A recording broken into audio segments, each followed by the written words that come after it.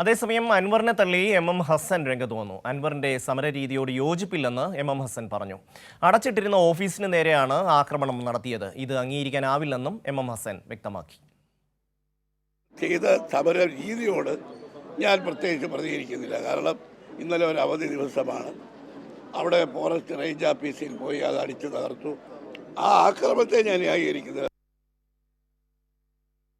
ശരത്ത് ഓങ്ങല്ലൂർ ചേരുന്നു. ശരത്ത്, എം ഹസൻ അൻവറിനെ തള്ളുകയാണ്. എന്തൊക്കെ കാര്യങ്ങളാണ് അദ്ദേഹം പറയുന്നത്?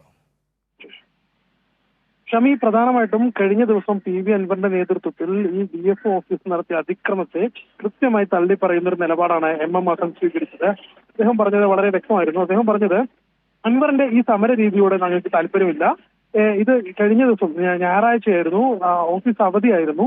ഈ ഓഫീസ് പൂട്ട് തല്ലി പൊളിച്ച് അകത്ത് കയറി അക്രമം കാണിക്കുന്നത് ഒരു ശരിയായ രീതിയല്ല. താൻ അതിനെ അംഗീകരിക്കുന്നില്ല എന്ന് വളരെ വ്യക്തമായിട്ട് എം ഹസൻ പറഞ്ഞിരുന്നു. കഴിഞ്ഞ ദിവസങ്ങളിലും കഴിഞ്ഞ മണിക്കൂറുകളിലും PV അൻവറിന്റെ ഇത്തരം സമരത്തെ അനുകൂലിച്ച് ചില കോൺഗ്രസ് നേതാക്കൾ രംഗത്ത് വന്നിരുന്നു. VD സതീശൻ ഉൾപ്പെടെയുള്ളവർ ഈ സമരത്തെ അനുകൂലിച്ച് രംഗത്ത് വന്നിരുന്നു. കോൺഗ്രസ് പോലീസ് നടപടിയെ വിമർശിച്ച് രംഗത്ത് വന്നിരുന്നു.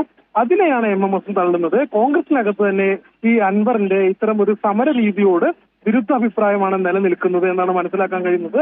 അൻവർ ഇത്തരത്തിൽ UDFുമായി ഒരു ചർച്ച നടത്താൻ ആഗ്രഹിച്ചിരിക്കുന്ന ഒരു സമയത്താണ് കോൺഗ്രസിനകത്ത് തന്നെ രണ്ട് പ്രധാനപ്പെട്ട നേതാക്കൾ ഇത്തരത്തിൽ വിരുദ്ധാഭിപ്രായമായി രംഗത്ത് വരുന്നത്. ഷമി, എം ഹസൻ PV അൻവറിനെ തള്ളി രംഗത്ത് വന്നിരിക്കുന്നു. ശരത്താണ് വിവരങ്ങൾ നൽകിയത്.